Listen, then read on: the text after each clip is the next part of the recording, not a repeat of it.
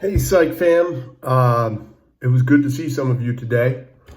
Uh, Mostly the ladies, because I was there this morning due to some uh, illegal lacrosse practice this afternoon that I have to do with my little man and a couple of his peers. But it was really good to see some of the ladies coming in, getting their signs. Take those signs and put them on your front lawn proudly. You are seniors, many of you, and you should be ecstatic about the fact that you're moving into a whole new chapter of your life. This stupid virus thing will be past soon enough. Don't worry about that. You'll be able to catch up on all the college stuff, and you'll catch up with all your high school buddies that you never got to have like a proper send off with. You'll get all that done. Probably around next Thanksgiving when you come back from college. Hopefully you're going to college. You know me, the big advocate through this whole thing of just open everything wide open and hide our old people and just bring food to them. That's been my take because I worry about the psychological health of people that, like you, that are having things ripped out from, under them. So that's been my take. I've been on Team Sweden. I know I've made that perfectly clear. So it's good. We are studying abnormal psychology, which is the breakdown of the system and the homeostatic state that is the psychologically normal person. Things can go wrong. There are things that can go wrong because there are triggers, i.e., some of you didn't realize that you or didn't have generalized anxiety, but you may be dealing with generalized anxiety right now. Generalized anxiety is a form of anxiety in which the individual doesn't really know why they are anxious and why they feel. By the way, we're looking at anxiety disorders right now, but they don't know why they feel anxious. They're looking at their lives, and some of them, yourself may included during these times, maybe saying, hey, look, I'm doing okay in school. I'm going to get A's. I have a new car I got for college. I have been accepted to college, but I can't sleep. I feel anxious. That could be a generalized anxiety. Now, look, stress and anxiety do kill people. It's very important to get these things taken care of. Now, if you're in a situational state of anxiety, like this COVID, it's causing you to be worried about your grandparents or your teachers or friends of the family or whatever, or maybe it's the economy, like me. I'm the life and death thing. That's not what's bothering me. What keeps me up at night during this is the thinking about families and the no paycheck thing. That's very upsetting to me. Coming out of Florida to Colorado, and again going from a tourist state, which Florida is a tourist state. It exists on tourist dollars, and so does Colorado to some extent. Our mountains, but to see these workers getting furloughed, waiters, that's been anxiety inducing in me. The economics of it have been very difficult for me to reconcile. These are very real things that I am dealing with right now, but one can expect that we will move past that. So I can expect that that level of anxiety should drop considerably when we move out of this situation. That's important because a generalized anxiety disorder, the individual has doesn't see that opening at the end of the tunnel. Okay? I don't even know if that does that make any sense at all. Kids, I've been doing these for a long time, and I love doing them. I hope you're watching these things. Remember, the modus operandi of all this is I'm making these so you can take your dog for a long walk and listen and maybe learn some psychology. I sent out an announcement yesterday on Canvas that said, look, don't worry about things. It's all good. We were not going to have a final exam that you have to get all stressed out. And, not that you could get stressed out. I mean, for God's sake, well, some of you would be like, I want to take the moral high road and I don't want to use my notes no, don't worry about that. We're not doing that. So, generalized anxiety disorder. Freud had a term called free-floating anxiety. And this was just this something in your subconscious that you really have no awareness of is causing you to be anxious. And there's a lot of pretty good insight from Freud on the something being repressed and causing this anxiety. And I'm going to get to PTSD, and I think that a lot of this, it falls under that PTSD category. But a generalized anxiety is something that you have to work out. It has this free-floating, just, I don't even know what the source of the anxiety is. For the record, this hits women. 2/3 of women report some level of extremely elevated anxiety. That's generalized, that we can't nail down what the source of it is. That's the big thing with generalized anxiety. That's what makes it difficult to treat. Now, we have methods of treating this, and we have brilliant new methods like the psilocybin article that these anxiety disorders that I'm talking about, that psilocybin article that I gave you, that runs the gamut on these disorders in terms of potentiality. So, I will talk about that. But let's take a look at what happens when your body gets this anxiety and why we have to get rid of that anxiety. The big thing is that cortisol hormone is released, and it elevates your blood sugar for the fight or flight thing. And so when that cortisol is released, and that fight or flight thing, your immune system drops down in periods of extreme stress. So your immune system drops down, your blood sugar elevates, your heart, you breathe faster, so you're pushing out more carbon dioxide, which your body needs, a balance between oxygen and carbon dioxide. And so we have to, with generalized anxiety, we have to find out how to get you to deal with the anxiety.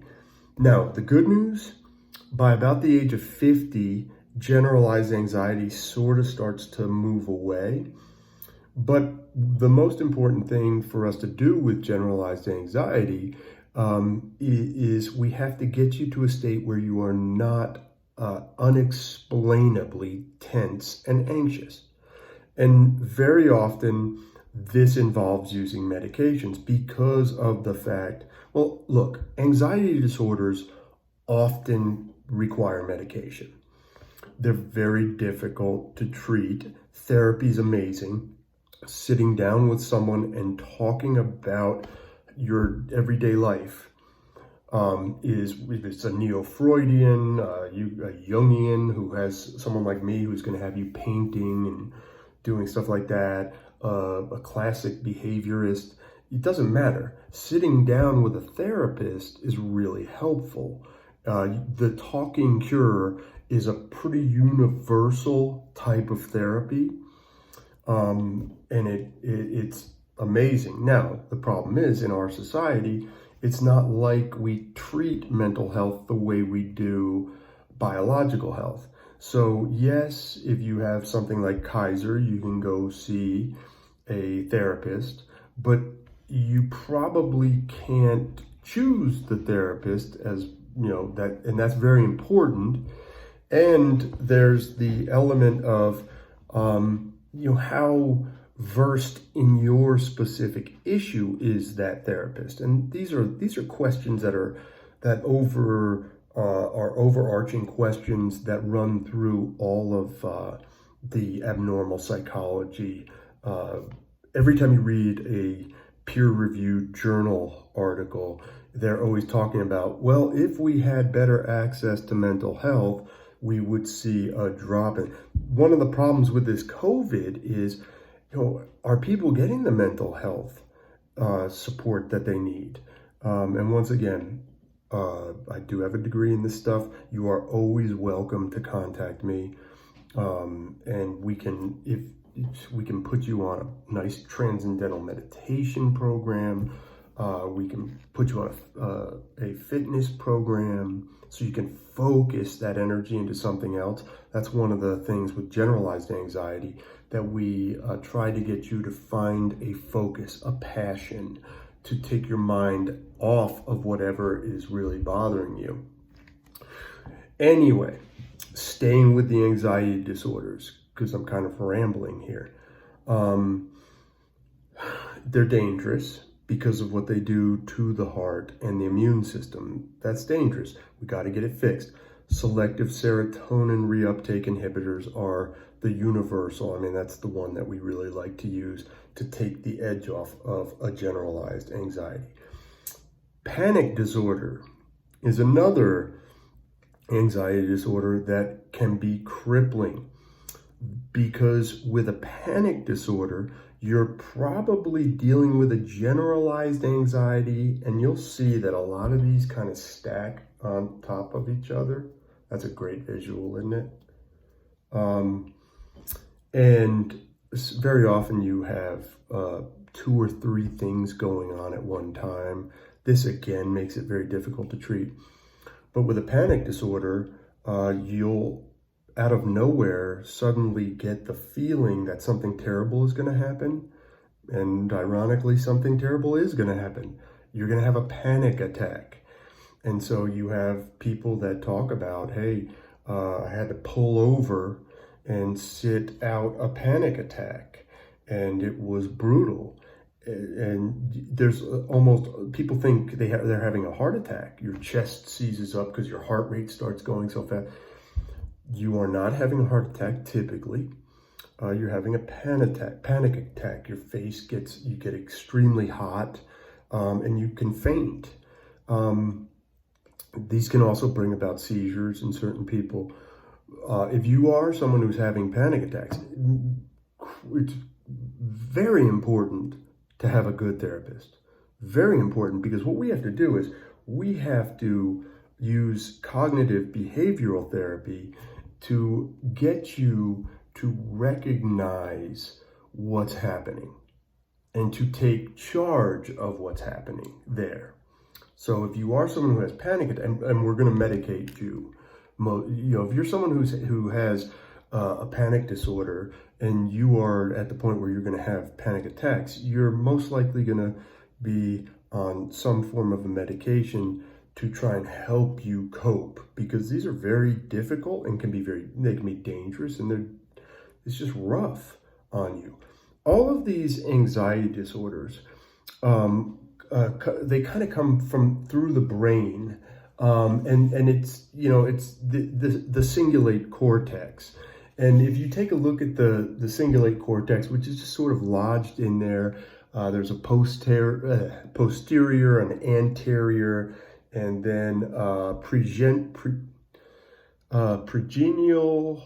and subgenial, and they all have a different, the cingulate cortex, particularly the anterior cingulate cortex, it has a function that helps with the emotional response to given stimuli, or to, it's your anxiety, the anxiety region of the brain, the cingulate cortex, primarily the anterior cingulate cortex.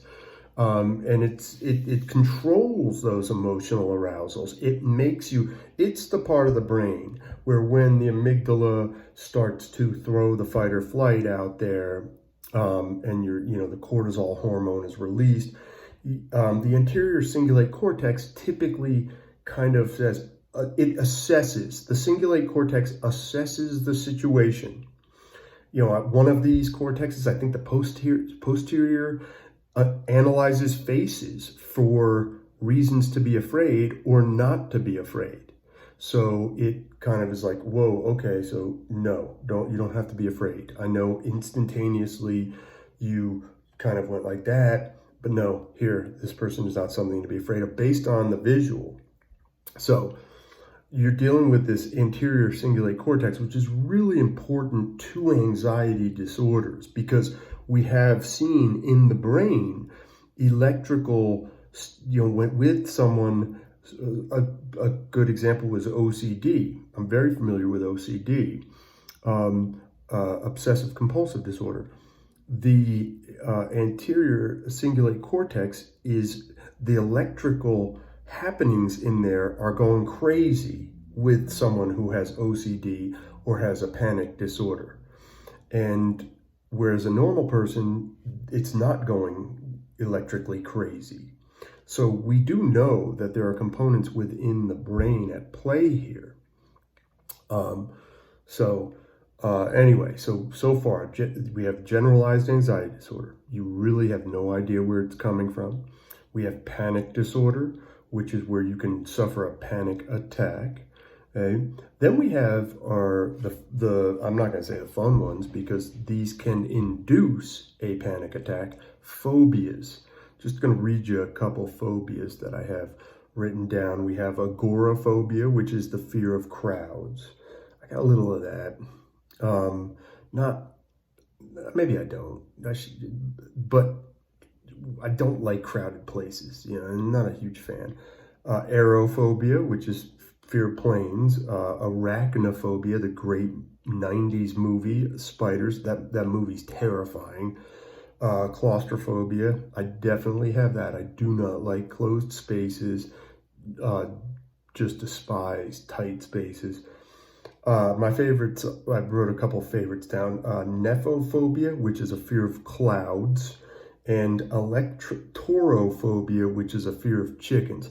Now that's not a phobia, that's a perfectly rational fear. Those things are disgusting. Phobias are anxiety disorders that are based in irrational fear. So yes, it is irrational to fear a chicken. They are gross.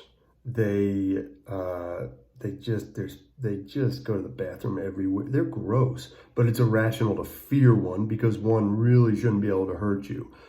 The arachnophobia, most spiders aren't going to kill you. I don't believe arachnophobia could exist in Australia with the freaks they have down there. Those spiders down there that are like that big and venomous. That's not an irrational fear. When I was a little kid, we were in Brazil, we were down there at, I forget, we were like my step grandfathers or something, and in the morning all the giant spiders would be on the screen. They would go there and cool themselves or something, I don't know. And they were these kinds. They would just be all over the place, and you'd have to take a broom and swat them, and they kind of run off like crabs, like ee. And then mountain biking. When I used to mountain bike in Florida, the banana spiders, which again, picture this, but yellow and black. They set their webs across the trail, I guess because it gets airflow and they get bugs, but it also gets mountain biker flow, and it's always head high.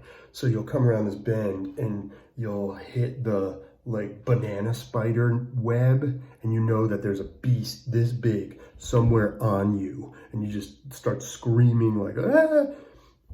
Ironically, those big spiders kind of terrify me.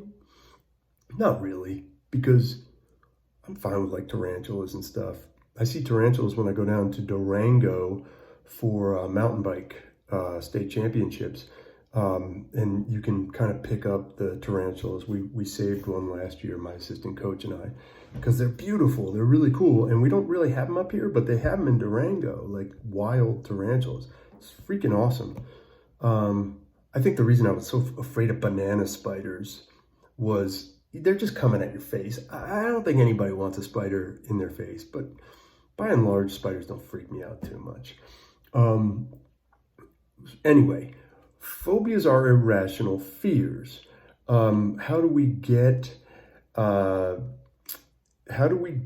the point where we can deal with our fears? Well, we have to slowly and gradually introduce you to the things that you're afraid of. Darwin was, after he got off the beagle, had issues with crowded places. So he would have to, because he was so used to seclusion, he had a little agoraphobia. He had to kind of slowly introduce people into his circle so that he could handle this agoraphobia. And you can get over any of these fears, but you can't just jump right in. You have to slowly introduce the source of the irrational fear, because remember, it is an irrational fear. You're not going to have an arachnophobic hold a tarantula right away, but you may have someone with arachnophobia get close to a little house spider while you put the house spider in a little cup. My son makes me put the spider in a cup and free it outside. You start slowly there, and you gradually introduce the fear to the person to the point where they can start to see. The individual introspectively has to see the irrationality of the fear. Okay? That's really important, particularly with phobias. With things like panic disorders, we do the same things. If there's a certain trigger for a panic disorder, we would try to take the effectiveness of the trigger away from it. Okay? When we're looking at something like obsessive compulsive disorder, this is a disorder in which we all have passing thoughts that go through our head. They come in, they go out. Some of those are really scary. Some of those are kind of like, oh my God, did I really just think that? But most of us, they go out and we leave them and they float away. Someone with obsessive compulsive disorder or obsessive compulsive personality disorder, these individuals, those thoughts don't go away. And it's as if a voice is inside their head consistently telling them that they have to wash their hands or they will die. Ritualistic things like do this 5 times with your hands or you will die, or something horrible will happen to your family. The thoughts are nasty. It's nasty little thoughts that get in there and try to manipulate you into altering your behavior. Now, the most important thing about OCD is it's always lying to you, okay? Always. The voice which is a preoccupation with a given thought, is never factual. It is never telling the truth. So what you have to learn is you have to not give into the particular thought. And you have to let the thought come. You need to acknowledge it, to say, I get it. A lot of people will name their OCD, evil bully OCD, and you will let that thought, you'll see it, you'll be like, I see that thought, and I am going to let it float away. You have to find a way to just push that, because you can't shove it back down. You have to confront it and let it go and see the ridiculousness and reconcile the fact that it is never telling you the truth. Compulsions are giving into the OCD. So we have to get people with obsessive compulsive disorder to stop giving in to the compulsions as a major part of the way this works. And finally, post-traumatic stress disorder. Okay? A military, very common in military personnel who come back from given missions. And in the case of post-traumatic stress disorder, individuals in war handle it. A lot of these guys come back, they handle it in war. They get back to the States, and the PTSD manifests itself in something like a total inability to sleep out of fear. And warfare has gotten much more frightening. Okay, so we're leaving in a minute, Butters. Sorry, I had to yell at Butters. Get your cleats on. There you go. He's got to get his cleats on. But you know what? I got to take my kid to lacrosse right now, and I've been rambling on. I'll get more PTSD, and I'll talk about some of the prospective psilocybin stuff, and we'll keep doing some of this stuff. We're doing abnormal psychology, so we'll keep it up. Anyway, it was great seeing you ladies this morning. Did not get to see the boys. Hope you had a great dog walk with my whatever this is, and thank you for all the work you're doing. You are amazing. It brings me to tears, the prospect of not getting to see you all at a graduation, but you're going to do great. You're going to have great lives, and what doesn't bring me to tears is the fact that you have just been awesome. It makes me so proud. So I love you. Give your parents a big hug, and put that sign up in your front lawn. Waltz.